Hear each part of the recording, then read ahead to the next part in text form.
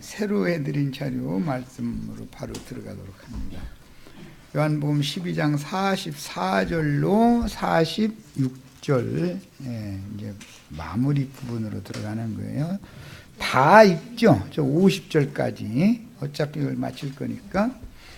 예수께서 외쳐 이르시되 나를 믿는 자는 나를 믿는 것이 아니요 나를 보내신 이를 믿는 것이며 나를 보는 자는 나를 보내신 이를 보는 것이니라.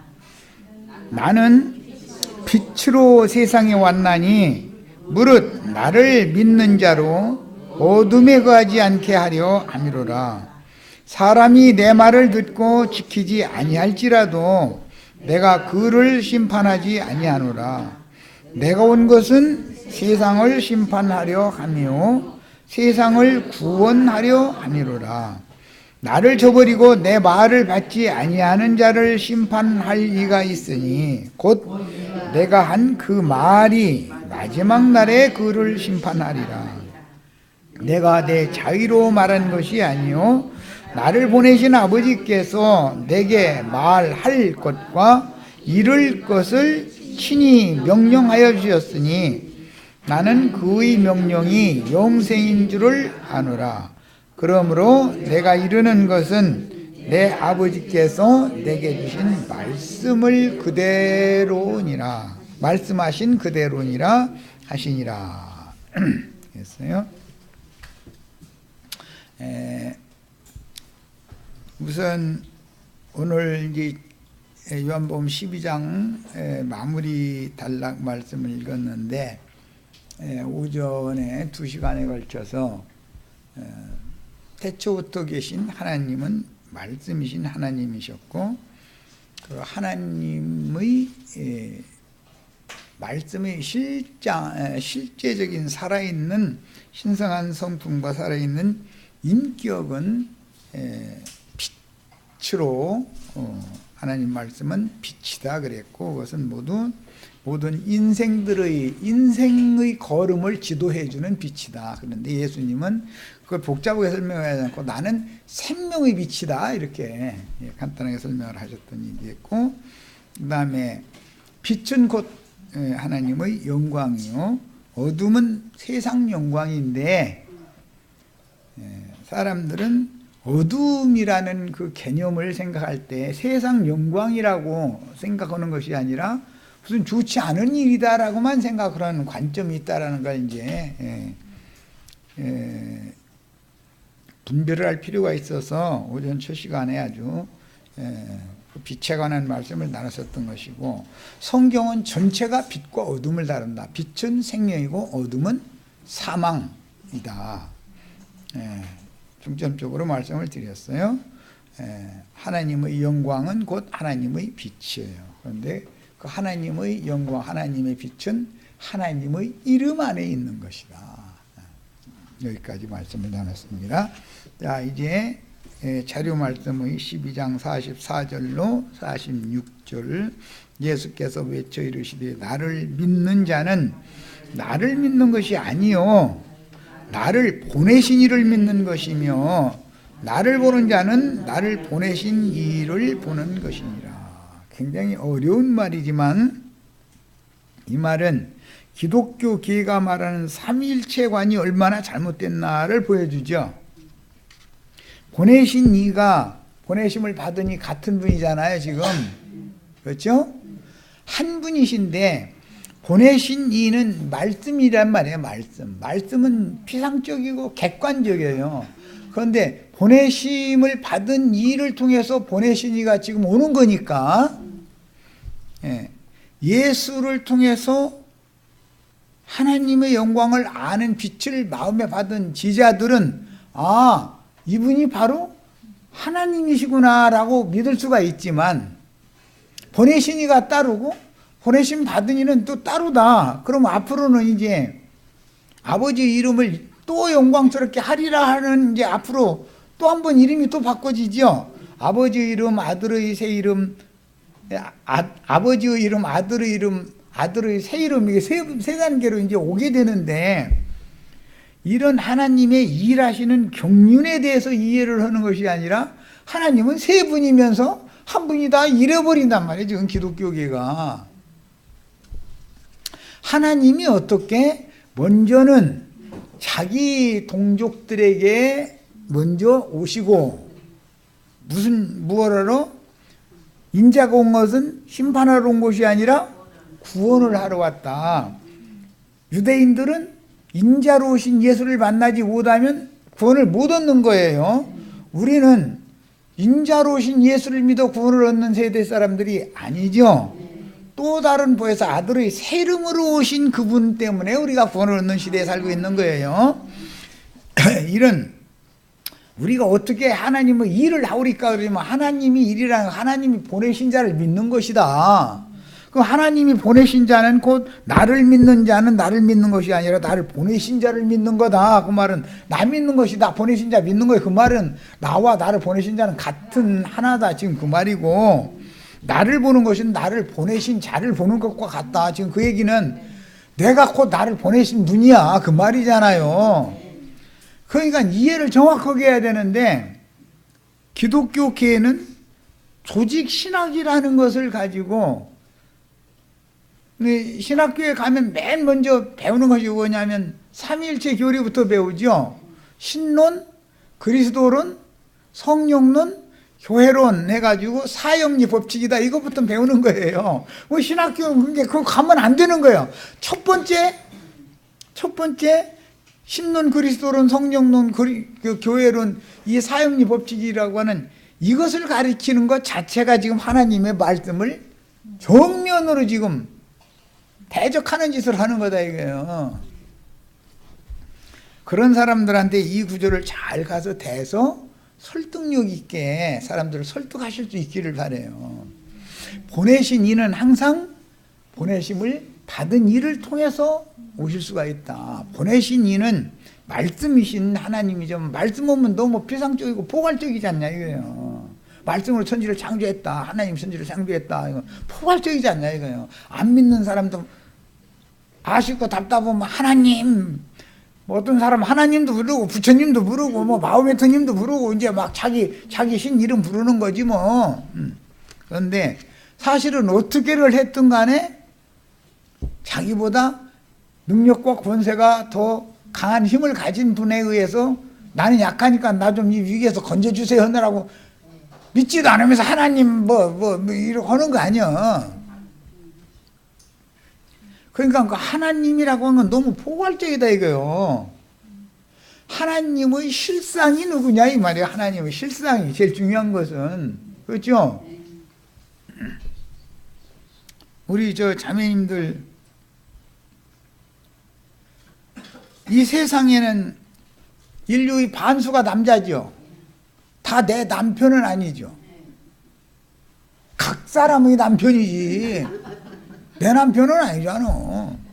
그러니까 내 남편은 남자예요 이렇게 말하면 너무 포괄적이잖아요. 남자는 인류 절반인데 지나가는 아저씨도 내 남편은 될 수는 없는 거잖아. 내 남편은 딱 하나 정해져 있는 거지. 그러니까 정해져 있는 실제적인 남편이 누구냐 이거예요. 남자는 남편이다 이렇게 말하면 안 맞는 거죠 그게. 역으로 어떤 남자들이 아내는 여자지 이렇게 말하면 그거 안 맞는 거죠. 안 맞죠? 아니 여자 인류의 절반인데 다 지 아내요? 그거 안 맞는 말이죠.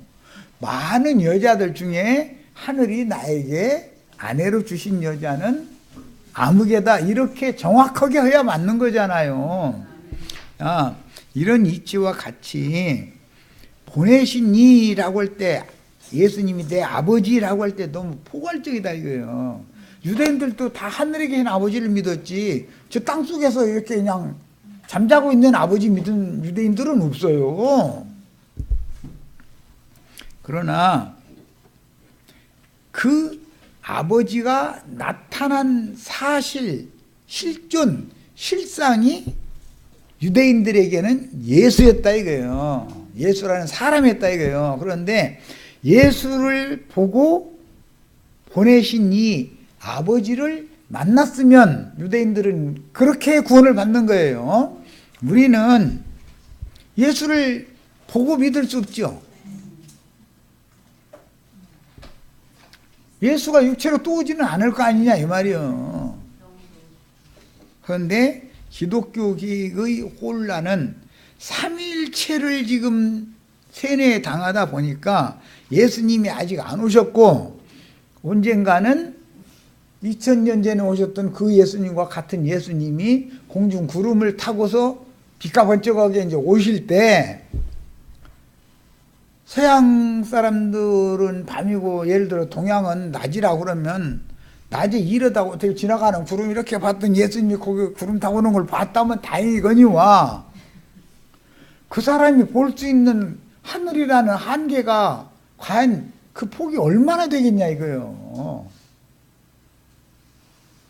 그리고 다 볼 수 있게 온다고 그러잖아요. 그런데 사람들은 계시록 1장 7절 봐 해가면서 찌른 자들도 볼 것이요 모든 사람이 볼 것이다 라는 말을 가지고서 서양이 잠자는 사람들도 여기 관악산 여기로 지나가는 구름 타고 예수님 오시는데 지금 서양 사람들도 저기 저 아르헨티나 사람 남극 뭐 근처의 사람들도 저 북극 저 노르웨이 스웨덴 뭐 저 소비에트 맨 꼭대기 이런 데 사람들도 다 보기 온대.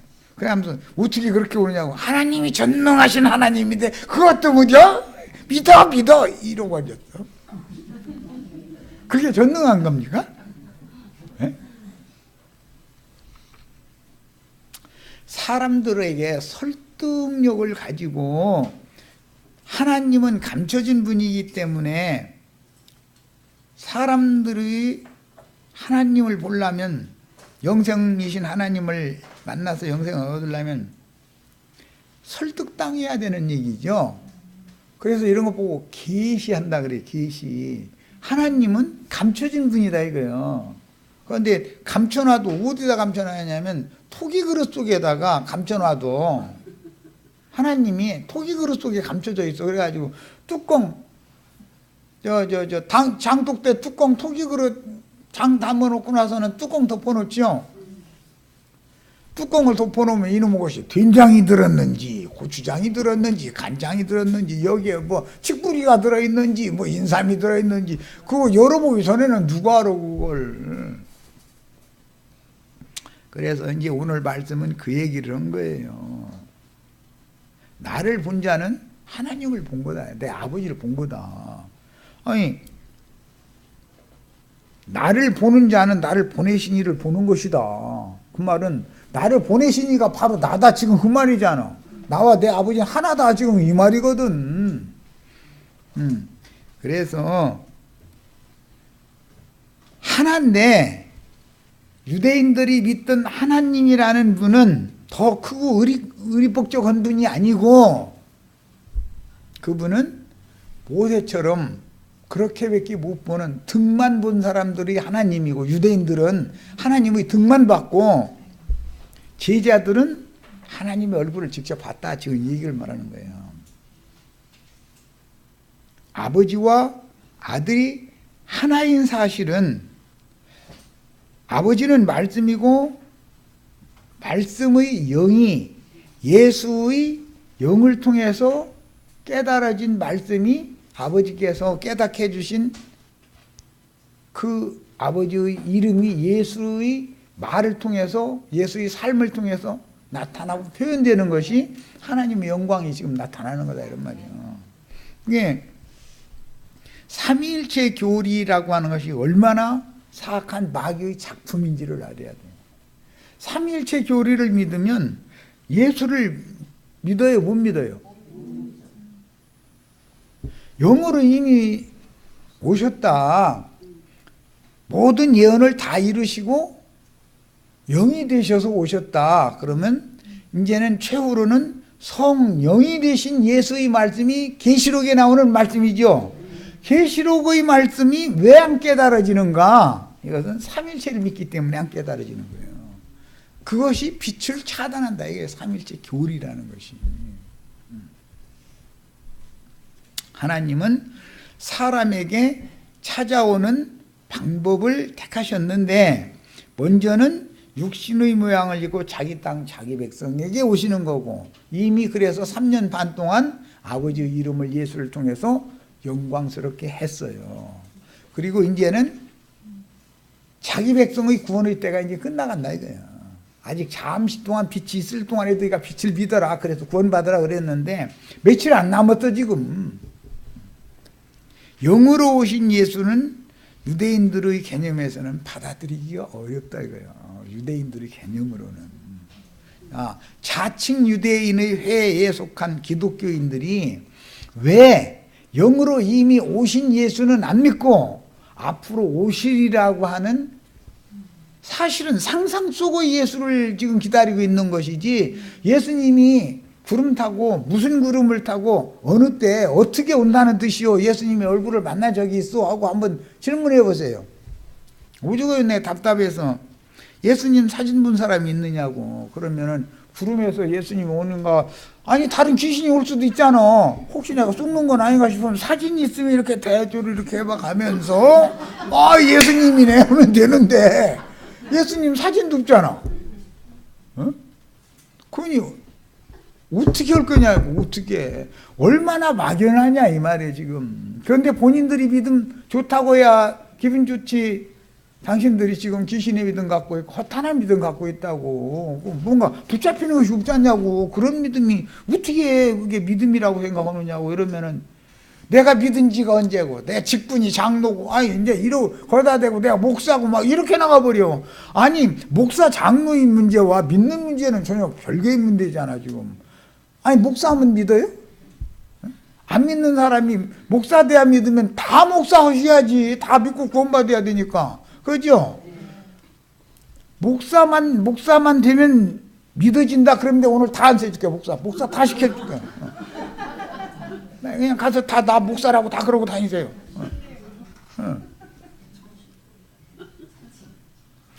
너무 황당한 교리를 지금 믿고 있는 거지. 참 하나님 아버지께서 나에게 주신 그 자체가 명령이 영생이다. 이 말씀이 이렇게 돼 있죠. 50절 나는 그의 명령이 영생인 줄을 아노라. 저 17장에 가면 또 영생은 유일하신 참 하나님과 그의 보내신 자 예수 그리스도를 아는 것이다. 또 이렇게도 돼 있어요. 17장 3절에 나오는 말이에요. 이 12장 50절은 유대인들에게 영생을 일러주는 말씀이고 17장 3절은 이방인들에게 영생을 일러주는 말씀이에요. 똑같은 영생에 대해서 왜 해석을 이렇게 달리 해놨을까? 이걸 생각을 해봐야 된다 이거예요. 아버지께서 주신 명령이라는 것은 자기 땅 자기 백성들에게 가서 하나님의 백성들을 구원하라고 예수가 온 거죠. 보냄을 받았죠. 그게 아버지께서 예수에게 맡긴 명령이죠. 그것이 영생이요. 그러면 예수가 지금 아버지의 말씀을 대언을 하면 하나님의 명령을 지금 전달하고 있는 거잖아요. 그럼 하나님의 명령을 예수를 통해서 전달하면 예수의 말을 통해서 하나님의 명령을 받아들여야 되지 않아요. 그래야 구원을 얻죠. 그런데 이 사람들은 영생을 얻으려고를 않는다 이거예요. 그 원인이 뭐죠? 자기네들이 랍비들한테 수천 년 동안 받아온 신학 지식이, 종교 지식이 가득하기 때문에 주님의 살아있는 말씀을 받아들이려고를 않는다고요. 오늘날 우리들의 세대에는 목사님들이 그 당시 유대교의 랍비들과 뭐가 다르냐 이 말이에요. 나도한 형제가 지금 내가 괜히 이런 말이에요. 주의 성령께서 명령하신 것을 대언하느라고 이러는 거죠. 그러면 나도한 형제의 말을 사람을 보려고 외모로 이게 키가 몇 센치고 나이가 그냥 쭈글쭈글하고 이런 것을 봐갖고는 그럼 믿어지겠어요? 그러면 거기다 대갖고 우리 이현자자매 전도할 때 우리 형제님은 막걸리 목소리 나한테 그래도 들어는 보라고 했다고 그러는데 예 맞아요. 목소리가 막걸리 목소리가 나오느냐가 중요한 게 아니요. 말씀은 좋더라. 더 중요한 것은 그 사람을 통해서 지금 주의 성령께서 그 사람을 통해서 말씀을 하시느냐가 중요한 거지. 예?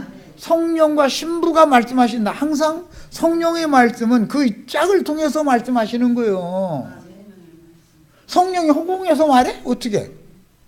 그 귀신 음성이지. 그거는 살아있는 대언자 실존이 있을 거 아니냔 말이요. 대언하는 사람을 통해서 말씀을 하셔야 영의 말씀이지. 그런데 이게 성령의 증거를 하는 사람이지 귀신의 방언을 하는 사람인지를 구분을 해서 드려야지 이제 듣는 사람의 문제지.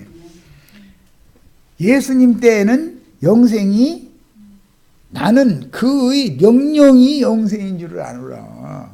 그러므로 내가 이르는 것은 내가 너에게 유대인들에게 이르는 것은 아버지의 명령을 지금 이루고 있는 거죠.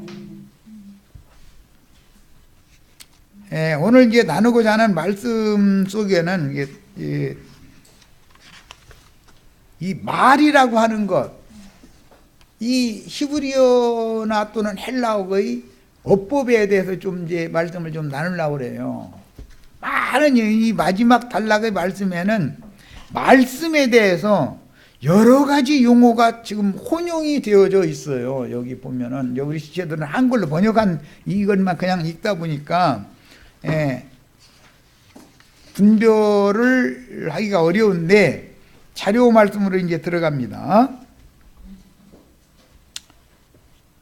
요한복음 12장 44절로 46절에서 예수는 자신이 살아계신 하나님의 나타납니다. 이건 실상이죠. 실상, 실존, 실제라는 말이 참이다는 뜻이요. 그래서 예수가 참 하나님이란 말이에요. 유대인들의 하나님은 허상의 하나님이다. 이건 막연한 하나님이다 이거요. 볼 수도 없고 만질 수도 없는 하나님이요.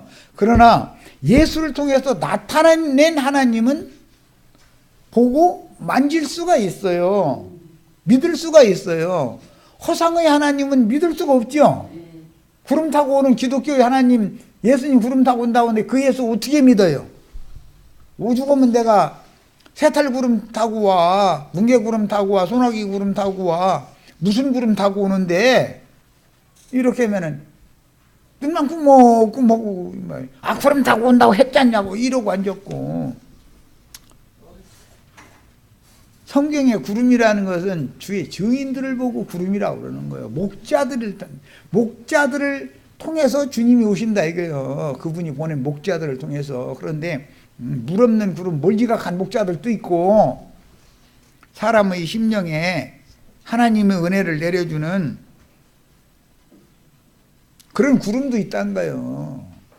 유다서에 보면 멀지각한 목자들은 물이 없는 구름이다 그랬죠. 목자가 구름이죠. 히브리서 11장에 보면 수많은 증인들 얘기가 나오고 12장 1절에 보면 이와 같이 허다한 구름같이 허다한 증인들이 우리들과 함께 계시다 그랬어요. 그러면 구름이라는 말을 할 때 창공에 떠다니는 구름을 지금 염두에 두는 게 아니다 이거예요. 그분의 말씀을 맡겨서 보내신 일을 말하는 거지. 이해되셨죠? 그래서 와서 보고 들어봐라 한번. 그러면 구름 타고 오신다는 주님의 말씀이 당신에게 응할 수도 있다. 오늘 현실적으로 몇 년도 몇 월 며칠 날 막연하게 어디 떠나가는 그런 구름이 아닌 구름 안 뜨는 날 세상에 어디가 있냐. 날마다 구름을 떠돌아다니기 마련인데 구름 안 뜬 날 있어요 없어요? 우주 가운데. 그러면 구름 타고 오는 주님은 표상적으로 봐도 2000년 동안 계속 왔다는 거 아니야. 구름 안 뜬 날은 없었어요. 구름 안 뜬 날 있어요 없어요? 여기에 구름 안 떴다 해서 다른 동네도 구름 안 뜬 건 아니잖아.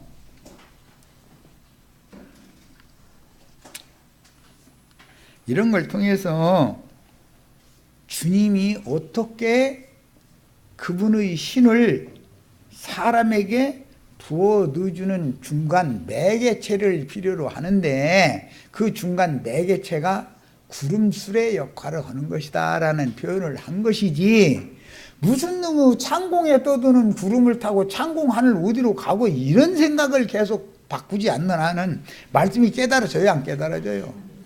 그게 결정적으로 뭐가 그걸 막는 역할을 하냐, 삼위일체 교리라는 걸 이걸 딱 막는다 이거예요.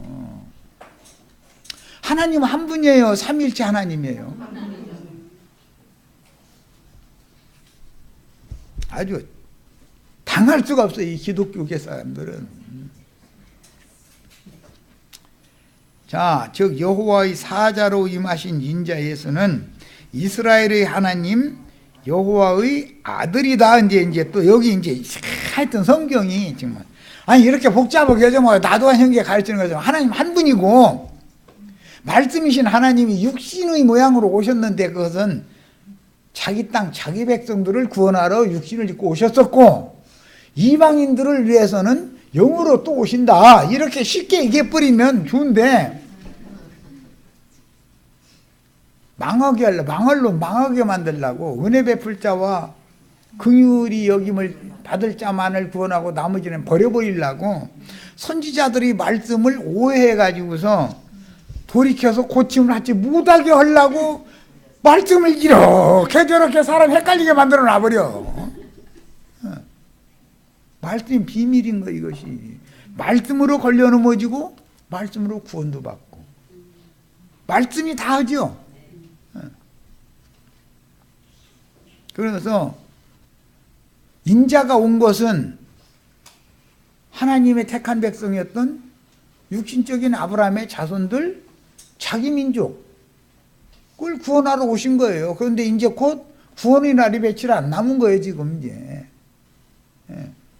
이 상태에서 이 말씀을 지금 하시는 중이요. 왜? 빛을 가지고 오신 그 주님이 떠나면 유대인들에게, 이스라엘 12지파에게 빛이신 하나님이 더 이상 나타내 보이실 방법이 없다 이거예요. 그들은 육체대로 자꾸 믿으니까 육체로 와야 되는 거 아니에요, 그들에게는. 아버지 이름을 또다시 영광스럽게 하려면 이방인들에게는 영이 되셔서 오셔야 되는 거예요. 이제 아버지, 아들, 이제 이런 얘기를 자꾸 하다 보니까 이것이 걸려 넘어지게 하는 말씀이 되죠. 아버지가 아들이고 아들이 아버지가 나처럼 얘기하면 촌수가 안 맞는데? 이러잖아요. 어떻게 아들이 아버지고 아버지가 아들이겠어요? 촌수로 좀 인간 나라에 촌수로 하자면 이건 하늘의 언어지. 지금 예수님이 말하는 것은 영의 세계의 언어인데, 아버지라고 하는 히브리 아브라고 하는 이 용어는 조상, 후손 뭐 여러 가지 용도로 사용하고 대에 상관없이 다 아브라는 용어를 사용한다 했는데 여러 번을 말씀을 드렸는데, 그 아버지라는 말은 아람어의 아빠, 아바라는 데서부터 이게 나오는 말이에요. 그런데 이것은 아버지와 아들이라고 말하면 아버지의 표현, 나타남이나, 아들이라는 말은 뭐라고요? 표현이라 이거예요. 영광을 보여주옵소서.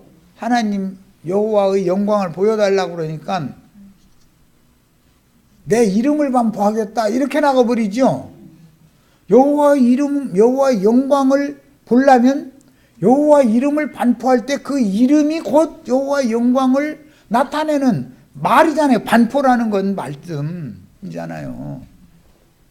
그러면 그게 바로 내 얼굴이고 내 영광이다. 거기에 나의 모든 선한 형상이 그 속에 있다. 하나님의 신성한 성품과 살아있는 인격이 그 말씀 속에 다 있다 이런 말이에요. 그런데 아직 메시아가 와서 구속을 이루기 전이기 때문에 나의 영광을 네가 직접 보면 너 죽으니까 너 죽지 않고 나를 보게 만드는 방법으로 내가 한 반석을 너한테 보여줄 건데 너 그 반석 위에서, 그럼 내가 너를 반석 틈에다가 두고 그 반석이 오실 메시아 예수 그리스도를 상징하는 말이요. 틈에다 또 잠깐 너 가려가지고 내 영광 직접 보지 못하게 할게. 이 말은 인자로 오실 예수가 하나님을 가지고 오신 분이지만 직접 하나님을 보면 죽으니까 이스라엘 자기 백성들에게 올 때 하나님의 영광을 직접 나타내면 죽죠. 그래서 육신의 모양을 입고 하나님의 영광이 나타나서 온 거다. 이게 자기 백성 살리려고 직접 보게 오면 죽으니까. 그래 놨더니 영광을 자꾸 보여달라 이거예요. 죽고 싶어서. 그럼 맞아, 나 좀 죽여주세요. 나 죽고 싶어요. 그 말이요. 하나님 영광 보면 죽는다는데. 예수님 십자가에서 구속을 이룬 다음에는 얼굴을 직접 봐도 돼요. 살려주는 영으로 오셨을 때는 영광이 직접 나타나는 거죠. 그래서 복음이라는 건 영광의 복음의 광채가 너의 마음에 비추게 하셨다 이런 거예요. 우리가 지금 말씀을 들으면 내 속이 빛으로 밝아져서 여호와의 영광 앞에 자꾸 나아가요. 어둠이 자꾸 몰려 들어와요. 예배당 가서 설교 많이 들으면 들을수록 알고 보면 빛 가운데 나가는 게 아니라 어둠에 잡혀가고 있는 거죠. 이런 걸 구분할 줄 알아야 돼요. 빛이 영생이다. 빛이 말씀이.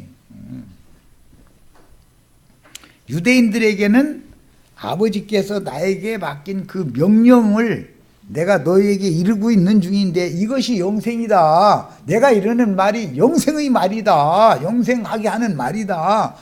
이 얘기를 지금 하시는 거예요. 영생이신 하나님은 예수의 말을 통해서 사람들에게 전달되는 거죠. 영생이. 나는 그의 명령이 영생인 줄 아노라. 그러므로 내가 이루는 것은 아버지께서 내게 말씀하신 그대로.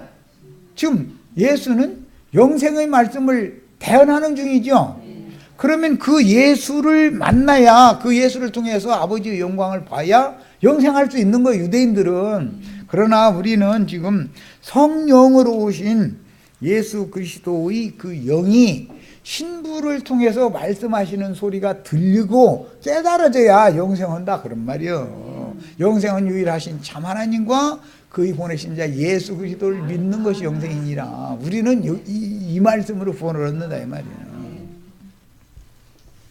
자, 이 말씀은 예수께서 유대 교인들에게 마지막 구원의 기회를 주려고 권고하신 말씀으로서 인자 예수는 이스라엘의 하나님 곧 하늘아버지와 자기 백성들의 중보자임을 스스로 선고하신 말씀인데 보내심을 받은 아들을 믿는 것이 곧 보내신 아버지를 믿는 것이다 라고 선언을 했어요. 이 선언은 나와 아버지는 하나이라 라는 말이에요. 사실은 하나님은 한 분이야지 아들이 왔으면 두 분이 되고 성령이 오시면 세 분이 되고 이게 기독교 신학교리잖아요.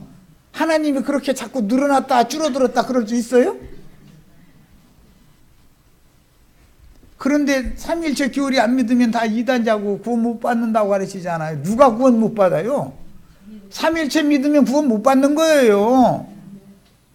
유일하신 한 분께서 자기 땅 자기 백성들에게는 육신을 입고 오셨고 그분을 통해서 구원 받아야 돼. 육신을 입고 오셨던 그분을 통해서 이제 며칠 안 남아서 육신 벗을 날이.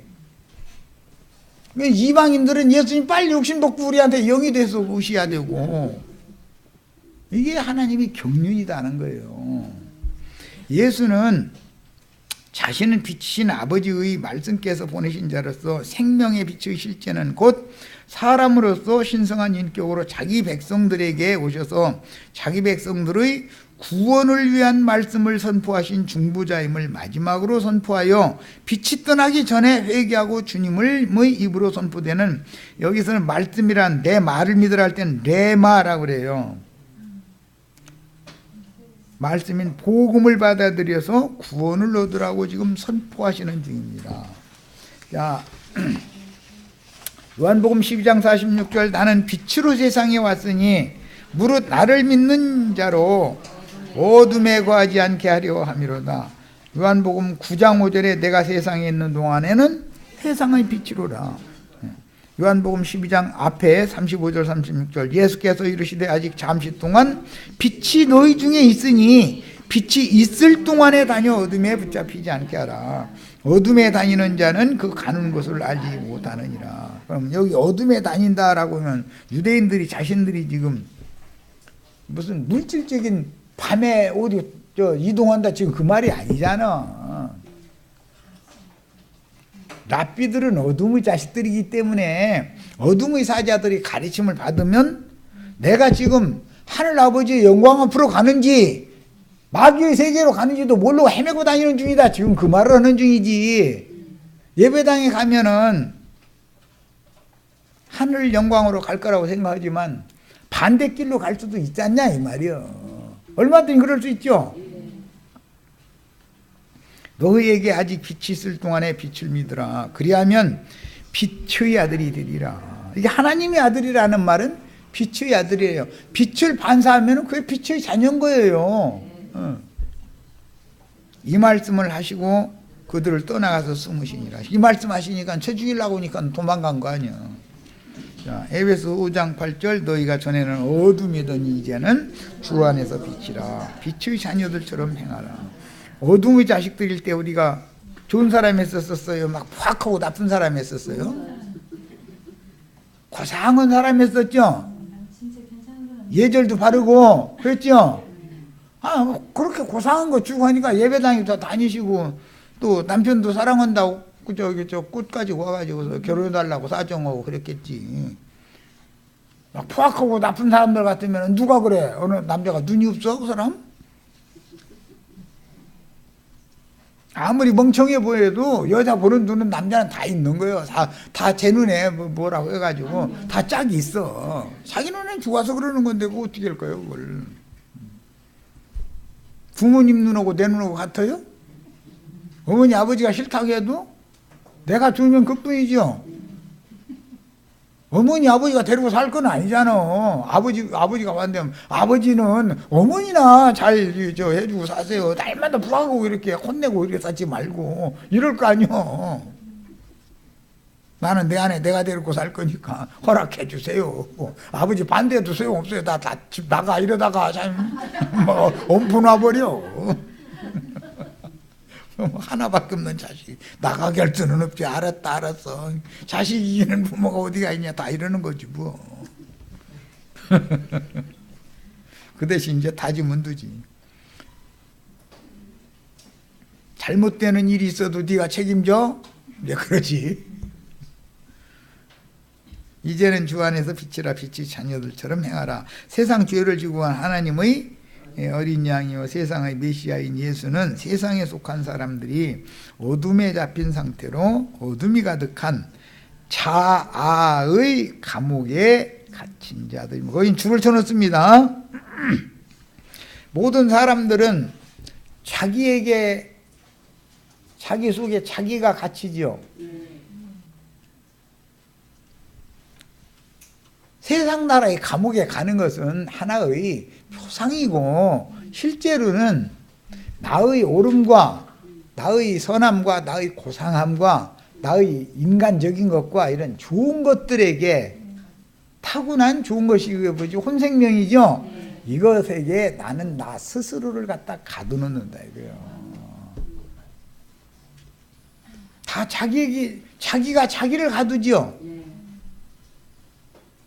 그래서 남편과 말다툼을 해볼 때 말이 서로 안 통하는 건 그 사람 속에 자기 스스로 감옥에 딱 갇혀가지고서 밖으로 나오려고 안 하니까 부딪히는 거잖아요. 서로 안 통하는 거잖아요 지금. 어둠의 밤길을 향방 없이 헤매는 죄인들을 하나님의 영광의 새 세계로 불러내려고 어둠의 세상을 비추는 생명의 빛으로 예수님이 세상에 오셨다고 선포를 하셨고, 내가 온 것은 세상을 심판하러 온 것이 아니라 구원을 하러 왔다. 그러나 앞으로 세상을 심판할 자가 반드시 또 오는데 그것은 내가 너희에게 이른 그 말이 세상을 심판할 거다. 그러니까 세상을 구원하는 것도 말로 하고 세상을 심판하는 것도 하나님의 말로 한다 이 말이죠. 예, 감옥에 가둬놓는 것도 말씀으로 하는 거고 갇힌 자를 해방시켜 주는 것도 말씀을 하는 거예요. 오늘 우리 형제 자매님들은 스스로의 감옥에서 다 뛰쳐나오시기를 바라요. 아니 이미 자유가 선포가 됐는데 그래도 일본 놈들이 다스릴 때가 좋지. 아니 일본 놈들이 다스릴 때가 뭐 그렇게 좋습니까?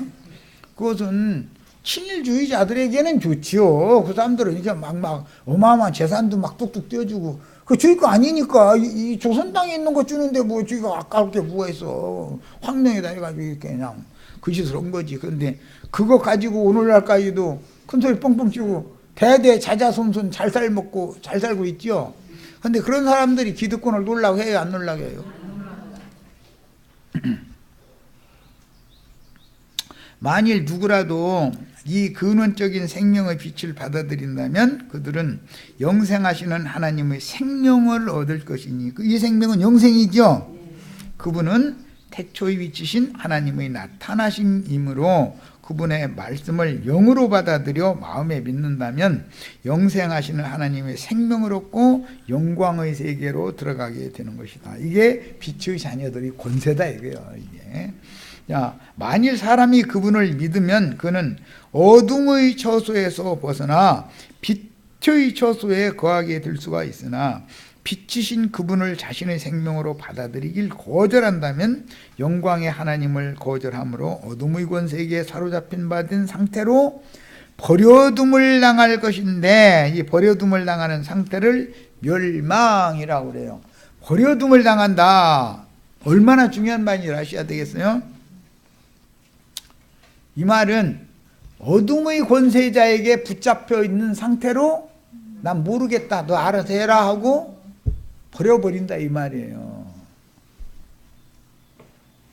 이 말은 스스로의 개인적으로 스스로의 감옥에서 자아 안에서 벗어날 수가 없도록 놔둬버린다 이거예요. 무엇 때문에? 자기가 아는 제일 중요한 건 성경 지식, 교만의 영 때문에 자기 스스로의 속에 딱 갇혀서 못 나오고 놔둬버려. 설득을 안 당할 사람들이니까 이 사람들은 해도 안 되는 사람들이니까.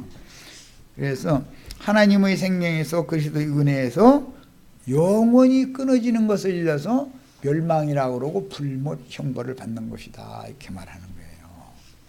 자, 그분은 자신이 살아있는 말씀으로 어둠에 잡힌 세상 사람들에게 왔으므로 그분의 말씀을 받는 자는 누구든지 영원토록 극치의 기쁨과 환희를 누리는 영원한 생명, 이거 영생이라고 그래요. 영생이라는 용어는 극치의 기쁨과 환희를 누리는 상태를 말하는 거예요. 시간적으로도 영원하죠. 시간적으로도. 인간 나라에서는 젊은 때 남편과 아내가 생명연합을 맺으면 극치의 기쁨이 순간 있죠. 자, 이것은 순간적인 거예요. 이것은 영원 세계에서 주님과 연합해서 영원한 생명, 극락의 하나님을 늘 누리고 살 수 있게 만드는 것이 최종 구원의 완성이다 이 말이에요. 그러니까 그리스도에게로 나아가는 것 자체, 그리스도와 연합되어져서 예수와 하나님 아버지가 하나인 것처럼 우리가 예수를 통해서 하나님 아버지와 하나가 될 수 있는 유일한 방법, 즉 영광 앞에 나아가는 유일한 방법이라는 것은 영접을 해서 그분이 내 안에 내가 그분 안에 연합되는 수밖에는 없는 거다. 이게 구원의 방법이다 이거예요. 그래서 성경에 믿는 이들의 그 구원이라는 건 최종 결과는 극치의 기쁨과 환희를 누리는 상태를 말하는 거예요. 죽어서 어느 장소로 가는 걸 말하는 게 아니에요. 이 생에서 아담 세계 안에서 그리스도 예수 안으로 옮겨진 사람은 사후 세계에도 극치의 기쁨과 환희를 누리는 상태로 영원히 들어간다 이 말이에요. 그것이 구원이에요. 이것 보고 영생이라고 하는 거예요. 그럼 영원한 멸망도 있겠죠. 그 말은 하나님의 영원한 생명에서 즉 극치의 기쁨과 환희를 누리는 이런 상태로 들어가는 것이 아니라 끝없는 번민과 고민과 염려 근심과 이런 것들만을 안고 끌어안고 그 세계 그런 것을 영원토록 누리러 가. 그것은 영원한 멸망이다 이거예요. 영원한 멸망. 영생과 영멸이라고 하는 것은 반대 얘기죠. 그분의 말씀을 거절한 사람은 누구든지 마지막 날에 그분의 말씀들에 의해서 호로고스, 그 말씀이라고, 이제 호라는 건 정관사고 로고스 3056, 이 로고스라는 말은 태초부터 스스로 있는 하나님의 실존, 뭐죠? 태초부터 계신 말씀, 그 말씀이 심판할 거다 이거예요. 태초부터 스스로 계신 말씀이 우주 만물을 창조하고 붙들고 계시는 중인데, 최종적으로는 그 말씀이 육신이 되어 오신 예수를 배척한 유대인들은 회복의 기회가 없을 수가 있는 거죠. 그렇게 되면 그것이 영원한 멸망에 던져지는 거예요. 물론 이제 복잡한 얘기인데, 하나님의 경륜은 자기 백성을 그대로 다 버리는 건 아니에요. 대부분은 버림을 받지만 그 중에 아주 소수는 회개하고 돌이켜서 주님과 연합을 하러 나온다 이거예요. 그러면은 주님과 연합이 되면 주님만이 최고의 기쁨이에요. 주님만이. 그래서 극치의 기쁨과 환희, 극락의 하나님이라고 그러죠. 시편 43편에는. 근데 그 하나님과 연합되어져서 영원히 사는 것은 영생이라고 그러고, 그 하나님에게서 영원히 버림을 받아서 지옥사자와 연합을 된 상태, 이런 사람들은 내일 모레 있을 걱정 꾸어다가 해야 살만 나죠. 그죠? 염려, 근심, 걱정 끌어안고 사는 사람이 있죠. 매사가 어떤 일을 보면 소극적으로만 말하고 아주 그냥 부정적인 생각을 그냥 아주 타고난 사람이 있어. 그런 사람 보면 저 사람은 자기 스스로에게 갇혀가지고 지옥 속에서 지금 헤매고 있는데 본인이 제일 옳아. 또 다른 사람 다 틀렸다고 그런 사람 치고 다른 사람 다 틀렸고 지가 제일 옳거든. 그러면 답답하죠. 이런 데서 우린 다 벗어나셔야 되겠어요. 네.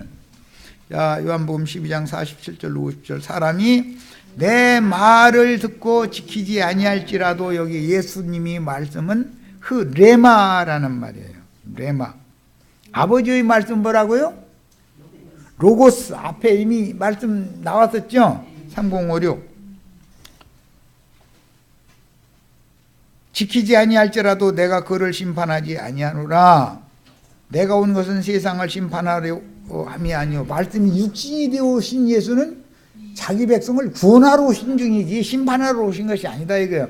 그러나 내 말을 믿지 않으면 내 백성이 심판받는 날이 오는데, 누가 심판할 거냐?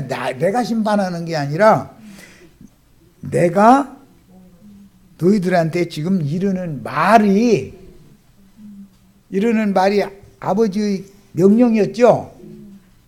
아버지의 명령을 지금 대언하는 중이잖아요. 하나님의 명령을 거스르면은 심판받아요, 구원받아요? 그럼 뭐 말할 것도 없는 얘기죠. 그래서 인자로 오신 살아있는 인격인 인자 예수는 구원자로 오셨고, 심판할 일은 따로 있다. 나는 너희를 심판하러 온 건 아니다. 그러나 너희가 내 말을, 나를 믿지 않는 한 결국은 내가 너희에게 이른 말, 즉 내 아버지께서 나에게 주신 그의 명령이 너희를 심판할 거다. 그 명령이 너희를 심판하면 그것은 영원한 멸망이다. 이 말을 지금 하신 거예요. 아셨죠? 이제. 자, 그 다음에 나를 저버리고 내 말을, 두 번 나오는 내 말이라는 두 번이 연거푸 나오는데 이건 전부 레마라는 말이에요. 예수의 말씀이에요. 그런데 예수의 말씀은 아버지의 명령이죠. 아버지의 명령이 영생인데, 예수 레마의 말씀을 예수가 선포하는 말씀이 바 영생의 말씀이잖아요. 이해하셨죠? 네. 레마, 내 말을 받지 않는 자는 심판할 이가 있으니 곧 내가 한 그 말이, 여기서 이 말은 내 말을 이라고 47절에 한번 48절에 나온 레마라는 용어가 아니라 로고스라는 말이다 이거예요. 태초에 말씀이 계시니라 할 때가 로고스가 계신 거죠. 요한복음 1장 1절. 그래서 아버지의 말씀이 바로 예수의 말씀이었었던 거다. 로고스, 태초에 계신 로고스가 바로 누구였다? 예수님이었다 이런 말이요. 예수님이 지금 말씀이 육신이 되어 오셔가지고 아버지께서 아들에게 맡긴 그 명령을 지금 이루러 온 거예요. 자기 땅 자기 백성에게. 그랬는데 예수의 말씀을 내 말을 듣고 지키지 아니할지라도 나는 너를 심판하러 온 거는 아니다. 그러나 내가 며칠 있다 갈 건데 내가 떠나고 나면 그때는 내가 한 말이 이것은 영의 말씀이다 이거예요. 로고스 태초부터 있던 말씀인데 그 말이 마지막 날에 너희를 심판해 버릴 거야 이랬어요. 이 의미를 잘 아셔야 돼요. 여기 나오는 레마라는 말과 로고스라는 말의 용법에 대해서 이해를 잘 하셔야 돼요. 자, 이제 그래서 내가 이제 헬라어의 단어 사전을 이제 인용을 해드렸어요. 로고스라는 용어가 있고, 호로고스 하면은 그 말씀이란 말이야. 그 다음에 레마라는 말씀은 어디서 나오냐면 레고에서부터 나왔다라고 되어 있죠. 두 번째 3004번. 이 말은 우리 이제 홍영재님이 이야기를 몇 번 했었던 것 같은데, 말씀을 가지고 말씀이신 하나님을 가지고 와서 내 앞에다가 바로 앞에다가 하나님을 딱 모시고 와서 여기다 딱 놔두는 거예요. 그런 용법이 그게 레고예요. 예수께서 이루신 말씀이라는 것이 실제로는 아버지를 모셔가지고 내 앞에 내 옆에 딱 이렇게 볼 수 있게 만질 수 있게 해주는 말씀이죠. 그게 아버지의 말씀을 대언하는 예수님의 말씀이 그런 용어였던 거예요. 그 다음에 레오라는 용어가 있는데 이것은 침묵을 깨뜨리다. 이렇게 잠잠하고 있다가 갑자기 누군가가 말을 해. 잠잠하고 있다는 건 분위기가 좀 어색하거나 뭐 문제가 있다는 거잖아요. 큰 일이 터지기 전에는 꼭 침묵하죠. 예를 들어서 미국과 지금 북한이 그래도 대화의 끈을 놓지 않고 있으니까 불안이 좀 덜하죠. 그런데 김정은이도 입 딱 다물고 있고 트럼프도 입 딱 다물고 있으면 뭔가 이게 터질 것 같은 불안이 그러죠. 이거 김정은이가 저러다가 저거 핵무기 저거 쏴대는 거 아니야? 이거 뭐 이런 불안이 오잖아요. 그런데 어쨌든 침묵을 깨뜨리고 이쪽에서 한마디 하면 이쪽에서도 뭐 받아치는 말이지만 서로가 좋은 위치 차지하려고 지금 이게 이제 희갱을 하지만 그래도 대화의 끈을 양쪽에 놓지 않으면 전 세계는 그래도 불안하지는 않죠. 그런데 둘 다 입 딱 다물어 버려. 그러면은 준비해야죠. 저 북극에 가까운 노르웨이나 뭐 스웨덴이나 룩셈부르크나 뭐 덴마크나 이런 나라로 얼른 비행기 타고 가든지 저기 아르헨티나 뭐 호주 뭐 이런 데로 얼른 가든지 뭐 어쨌든 살아남으려면 대책을 세워야 될 거 아니에요. 그런데 그쪽으로 사람 몰리면은 그 나라에서 오라고 해요? 너희는 너희 나라도 되죠 이러지. 여기도 지금 꽉꽉 차 이러지. 그리고 또 우리 같은 사람은 그런 상황이 되면 그쪽 비행기표 구할라도 구하지도 못하고. 그러니까 핵폭탄이 터져도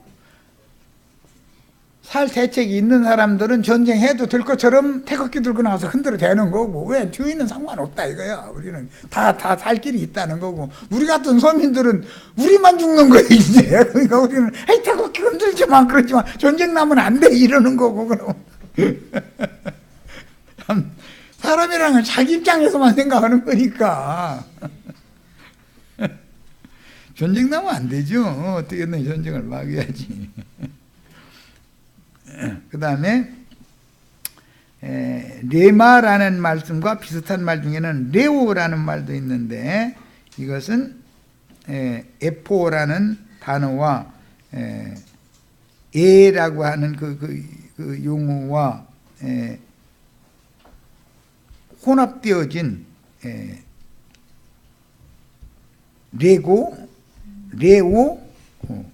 이 혼합되어진 용어로서 레오가 어떤 시제에서는 연장형으로서 그 다음에 두 단어가 모두 에포나 레오나 대체어로 사용이 되는데 이런 경우는 어떤 말을 하는데 빨리 그 사람 아주 막 말을 쏟아붓더만 이러죠.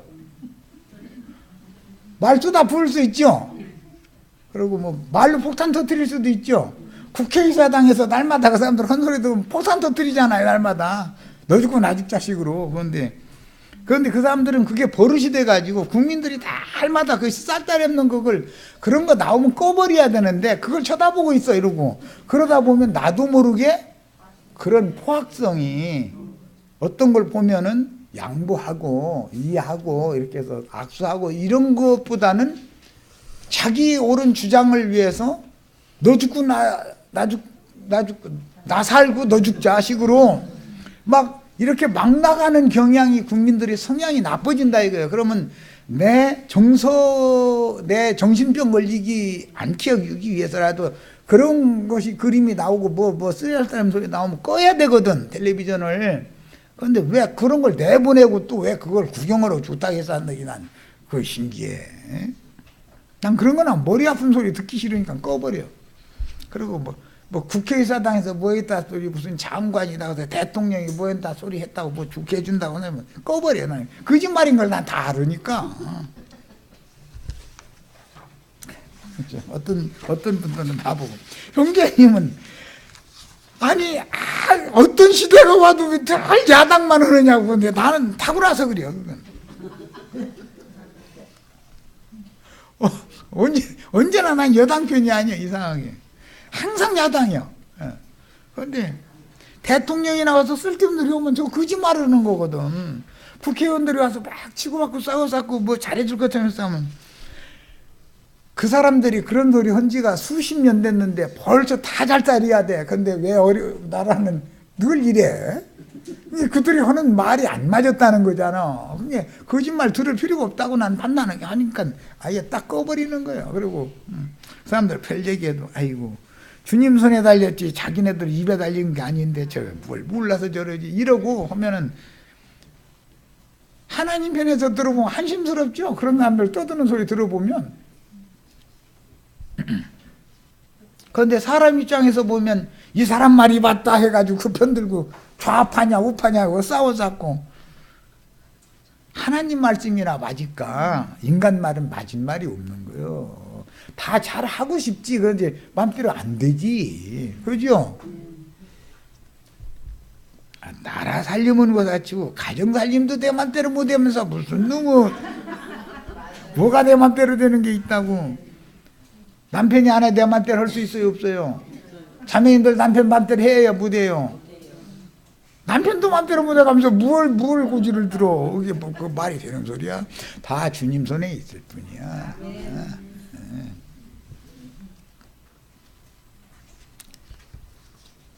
세상 나라에 소망 두시면 안 돼요. 어떤 훌륭한 대통령이 나와서 나라 잘 되게 하고 다 잘 먹고 잘 살게 해준다 하면은 거짓말 그만이요. 그 하나님이 어떻게 하실지에 달렸지 당신 말대로 되는 게 아니요. 이러셔야죠. 인간 말대로 돼야 안 돼요. 하나님 말씀은 당연히 이루어지지만 인간의 말은 거짓일 경우가 더 많아요. 뭐 그렇게 되면 좋지고 좋은 일이고. 49절 내가 내 자의로 말한 것이 아니요. 여기 말한 할 때 이게 랄레오 앞에 소개했던 발표하다 전파하다 그런 뜻이고 나를 보내신 아버지께서 내가 말을 할 것을 주셨다 그랬는데 이것은 상대를 앞에다 놔두고 대화하는 때 사용하는 그런 말이라는 말이라는 말이 반복해 나오는데 용어가 이렇게 다 다르다라는 걸 지금 내가 지적해 드리는 거예요. 이 마지막 요한복음 12장 마지막 단락은 이걸 여러 번 읽으시고 여기에 나오는 용어의 어법을 잘 익히셔야 되겠어요. 그 다음에 내가 말할 것과 너희에게 이를 것을 친히 명령하여 주셨으니 그의 명령이 영생인 줄 아노라. 그의 명령은 아버지의 명령이죠. 아버지의 명령은 너 육신을 입고 내 백성 혈연적인 아브라함 자손들에게 가서 구원의 말씀을 전해라 라고 그 명령을 받아가지고 오셨죠. 그러니까 그 명령을 받아가지고 오셔서 아버지의 명령을 이루고 계시는 동안은 구원자로 오셨지 심판자로 오신 게 아니잖아요. 자, 구원의 말씀을 아무리 해도 영 안 들어. 그러면 내가 너희에게 이른 말이 로고스가 너희를 그날 마지막 날 심판할 거다. 너희가 끝내 안 들으면. 이제 무슨 말인지 이해하셨죠? 네, 그랬어요. 그러므로 내가 이르는 것은 내 아버지께서 말씀, 여기는 이르다, 언급하다, 네? 그런 말이고, 내게 말씀하신 그대로다. 먼저 아버지의 말씀을 받아가지고, 아버지의 명령을 받아가지고 자기 백성에게로 오셔서 자기 백성에게 아버지의 말씀을 전하고 있죠, 지금. 자, 그 전하는 말씀을 이스라엘 12지파는 예수가 전하는 말씀이 곧 아버지의 말씀이라고 받아들여야 구원을 받는 것이고, 우리는 성령과 신부가 하시는 말씀을 받아들여야 된다. 이것이 하나님의 명령이다. 예수 그리스도의 명령이다라고 믿어야 된다. 이런 말이야. 나도 한 형제 그냥 막걸리 목소리 난다고 말이야 해가면서 잘 듣기도 어려운 소리 했었는데, 그런데 그렇게만 생각해서는 안 되는 거죠. 주님의 명령이면 받아들여야 되는 거죠. 자, 이제 그런 뜻이었어요. 자꾸 나를 갖다 끼워가지고 이제 쉽게 이해시키느라 이런 말 하는 거예요. 저 대언자가 나만 있겠어요. 이런 사명을 받던 자는 많이 보냄을 받기 마련인 건데, 이 단락 내용은 예수께서 선언하시는 말씀의 권위와 능력이 어떤 것인지를 강조하는데, 예수의 말씀인 레마 말씀은 곧 아버지의 말씀인 로고스의 대언이다. 아버지께서는 아들에게 심판권을 맡기셨으므로 세상 끝날에 예수의 말씀이 세상의 모든 불신자들을 세상과 함께 심판할 것이다. 그런데 심판은 이방 세상만 먼저 심판하는 게 아니라 자기 백성에게 먼저 심판을 하는 거죠. 왜? 먼저 자기 백성에게 구원의 말씀을 보내셨으니까 당연한 거죠. 그건. 아들의 말씀은 먼저 구원을 위한 말씀이므로 아들의 말씀을 믿는 자들은 이미 영생, 곧 영적인 생명, 이게 조예예요. 영생을 얻은 것이요. 영생이라는 것은 극치호의 기쁨과 환희를 누리는 상태를 말하는 거예요. 영생 다시 말씀드릴 필요 없죠. 극치호의 기쁨과 환희를 누리는 상태, 영혼의 상태를 말하는 거예요. 네. 영멸, 멸망이라는 것은 끝없는 고민과 번민이 계속되는 상태. 사람 죽겠죠? 골머리 싸면 나를 쌌는데 끝없는 번민과 고민을 영원토록 해. 사람 죽을 일이죠. 그거보다 더 무서운 형벌이 없는 거죠. 무슨 고민거리 있어서 하루나 이틀만 잠 못 자도 번민하고 고민하고 그러면 엊그제 내가 갑자기 막 이렇게 막 머리가 막 이상하고 막 곧 쓰러질 것 같고 그런 증상이 오잖아요. 사람이라는 것은 어떤 자기가 감당할 수 없는데 감당을 해야 되는 억지의 어떤 일들이 오면은 그런 과부하가 걸리는 것이거든. 그때는 의사가 벌써 그냥 쉬세요. 생각을 접으시고 그냥 쉬라고 잃어버리거든. 그 최고의 처방을 내리는 거거든. 쉬어야 되는데 그게 속에서는 고민과 번민이 끝이 안 나는데 계속 새록새록 떠오르는데 이놈 뭐 어떻게 이놈 뭐 그것이 영원토록 한다면 어떻게 하겠어요? 끔찍하죠? 자, 이스라엘의 하나님께서 말씀을 먼저 받았던 자기 백성들을 심판하신다는 뜻은 이스라엘 백성 중에서 예수를 메시아로 영접하지 않은 자들은 메시아의 왕국에서 어음이 끊어버려서 불신자들인 이방 세상과 동일하게 취급하겠다는 최후 선포이며 경고입니다. 인자로 자기 백성에게 오신 예수는 유대인들에게 근원적인 생명의 빛으로 오신 하나님의 나타나심이다. 나를 본 것은 아버지를 본 거다. 내 말은 아버지의 말이다. 뭐 길게 설명할 필요 없죠. 나와 아버지는 하나다. 아주 노골적으로 예수님 말씀하셨으니까. 그 삼위일체가 안 맞는 말이죠. 한 하나님이죠. 만일 그들이 그분의 말씀을 영과 생명으로 받아들인다면 그들은 빛이신 하나님을 얻게 되고 빛의 자녀들이 될 것이나 그분의 말씀을 거부한다면 어둠에 잡힌 그대로 멸망하게 될 것입니다. 나머지 부분들은 조금 남았는데 시간이 너무 지루하도록 1시간이 넘어서 이제 마쳐야 되겠네. 하나님께서는 모든 그 성경의 말씀의 그 근원 로고스라고 하는 태초부터 스스로 계신 자라고 하는 로고스의 살아있는 인격은 야훼라고 그러는 야훼라는 예수의 이름이죠. 구약의 이름은 여호와고 신약의 이름은 이제 예수가 된 것일 뿐이에요. 자, 여기까지서 마칩니다.